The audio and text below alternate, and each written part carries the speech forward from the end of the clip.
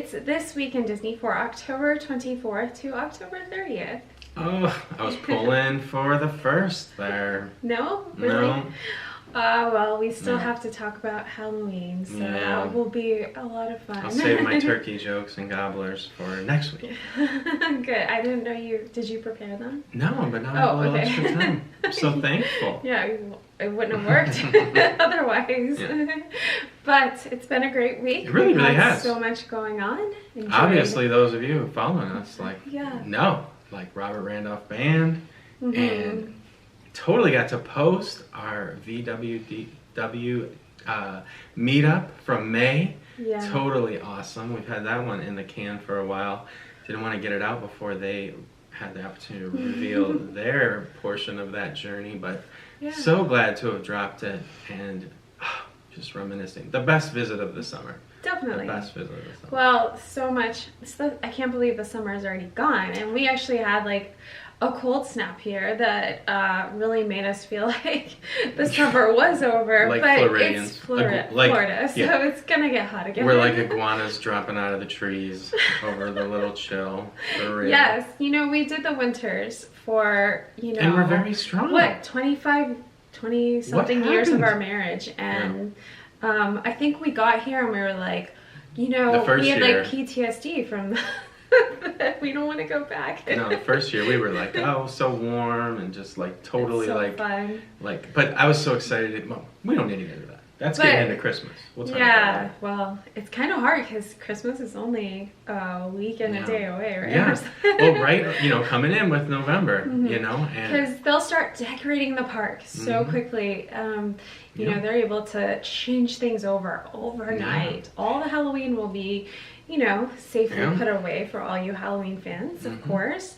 And then Christmas will come so quickly. Yeah, but I think it's going to coincide with the big announcement. They finally gave us a date. Yeah. November 3rd for the return of Phantasmic. Yeah.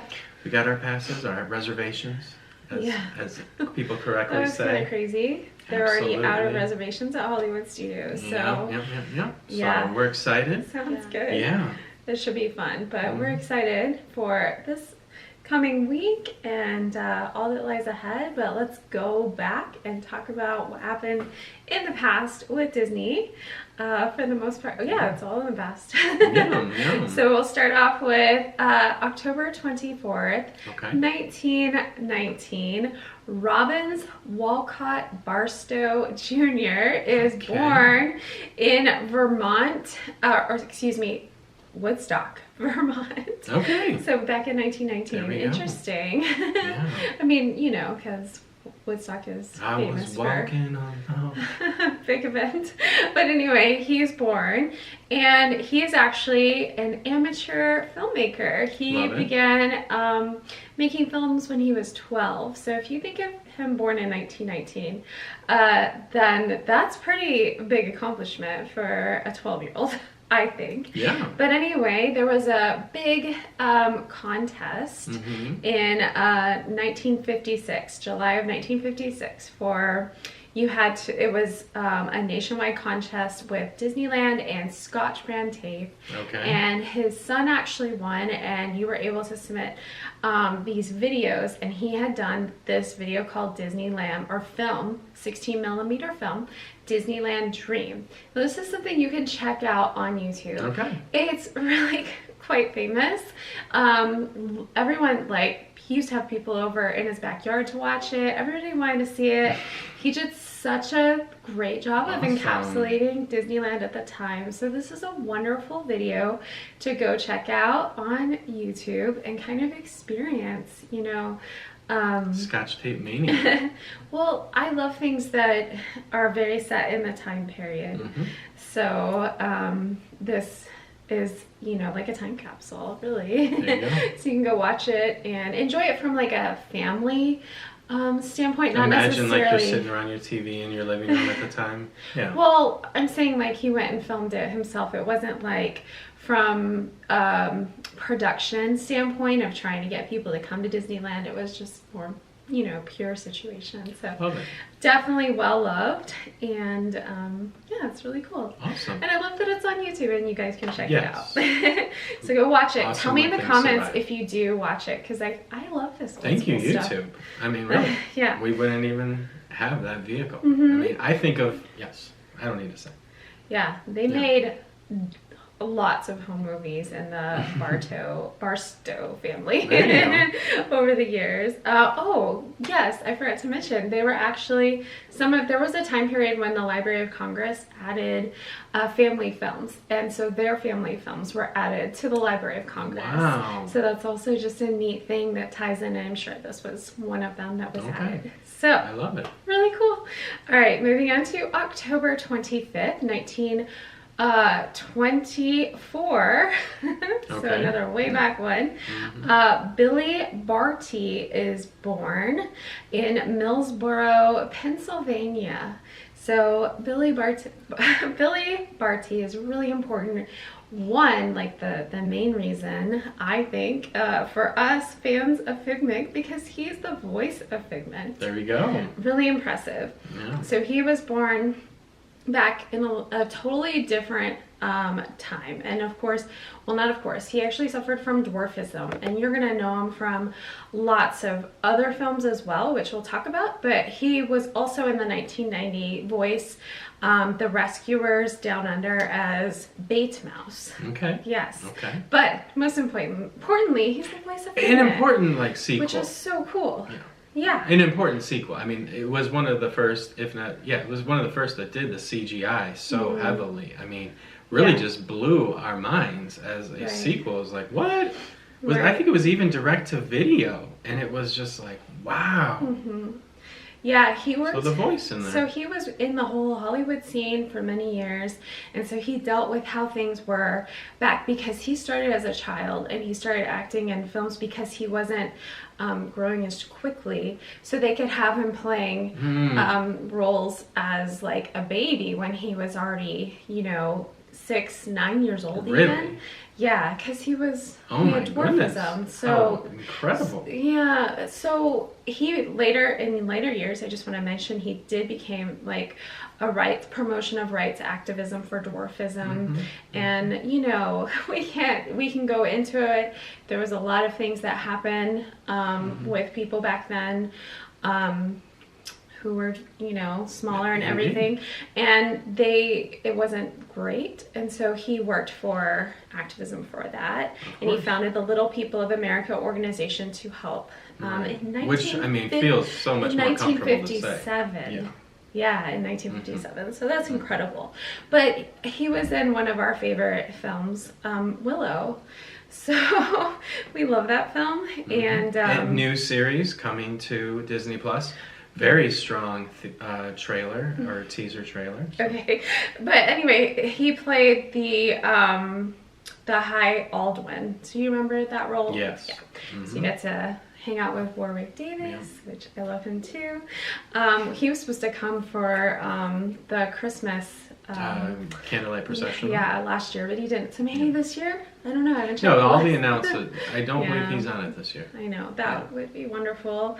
But I could be wrong on it though. But you know Billy Barty. Oh, like yes. If you see his face, you'll totally know him. He was in The Bride of Frankenstein, and then an earlier Frankenstein film from the 1935 Bride of Frankenstein.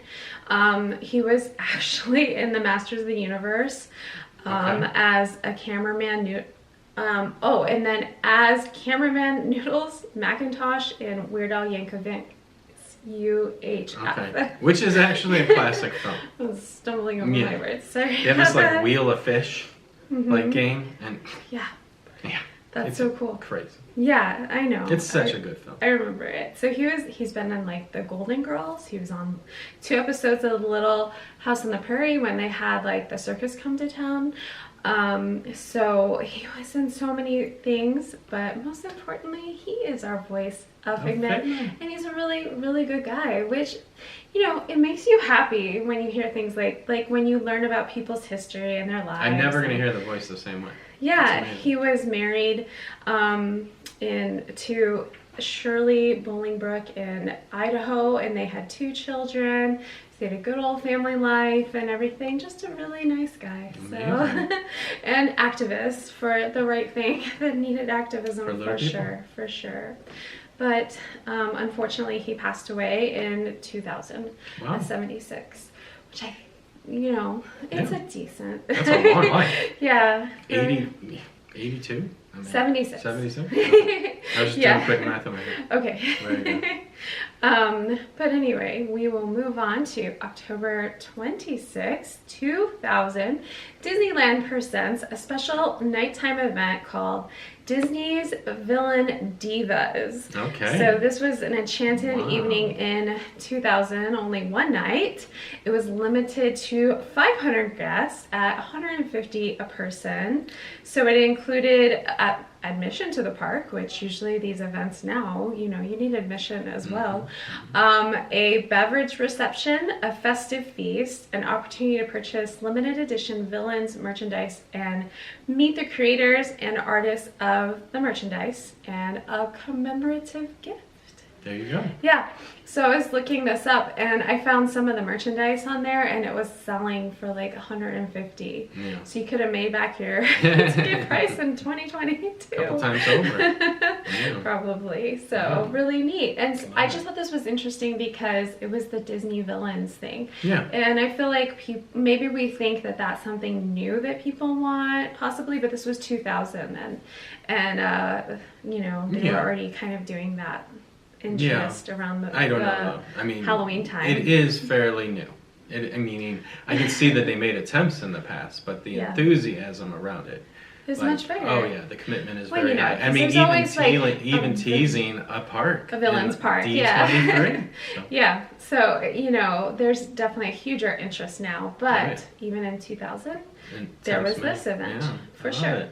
October 27th, 1966. Really important. If you haven't seen this, it is on YouTube as well, and I believe Disney Plus also. Walt Disney films a television presentation at his studio, and this is a 25-minute presentation for Epcot and the Disney project, the Disney World project. Yes. And so it's, of course, the experimental prototype Community of Tomorrow, which it truly was. If you have not watched this, I really would encourage you to go check it out. You're very familiar with it. You've certainly seen clips of it. Yes, but watching it in its entirety, you're going to learn so much about what Walt was thinking. And, this time when I watched it, I noticed how many times he said we. And I thought that was really interesting because obviously the bulk of the project was shelved. This was 1966 in October, and he passed away in 1966 in December. And so it wasn't just his plans, but all of this didn't really pan out. And I know you need someone to lead something, but it's just interesting. It's not. How he used the word we. Yeah. So there was a lot of more people involved in what was going on and what they were intending to do.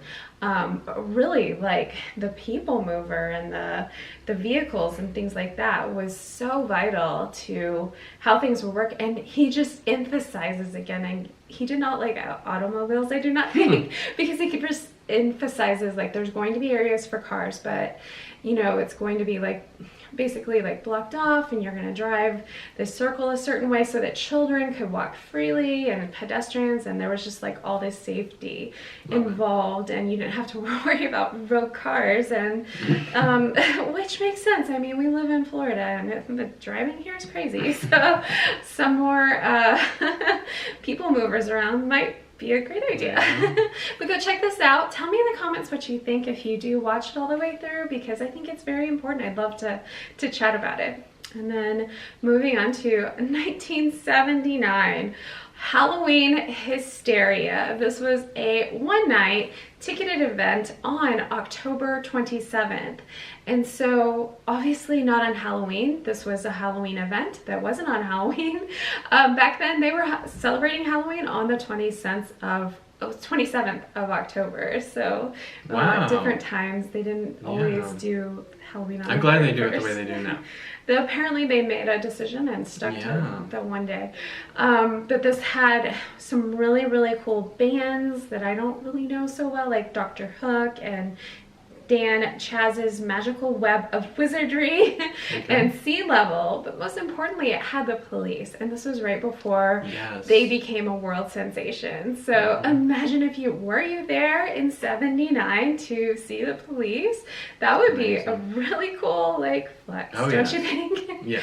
I just think that would be so cool. So tell us if you were. I'd love to hear about it. But this was a fun night. It was mostly about music and everything, and really Disneyland and Disney World really only did one night ticketed events until Michael Eisner came along with Disney World. He wanted people to come and stay for their whole vacation, and so that's when the ticketed events started to like double and quadruple and go from 1 to like 40 in a season. And so yeah, changes were made, but back then it was just really till the late 90s it was still a one-night thing. But that was the first one at Disney World. Yeah, Halloween wise. And then October 28th, 1933, the Mickey Mouse cartoon The Pet Store, directed by Wilfred Jackson. Okay, so there's not actually, this isn't actually on YouTube to watch, there's only pictures, but I wanted to bring it up because you had Beppo the gorilla in this one. Talked about him too. Yeah, he escapes again from his cage, and there's like this whole mini as Fay Ray from like King Kong. Okay, so they went there. Yeah, they went there with it. And then there's also like a musical number in the middle of this one, and I was reading how they took that away right after this. Those were becoming old-fashioned to stop and do a musical number in the middle of things. I don't know why. That sounds wonderful. It was just changes. I mean, obviously we have all sorts of musical things and stuff now, but it was just really things would always stop and have a musical number, so they changed that. Love it.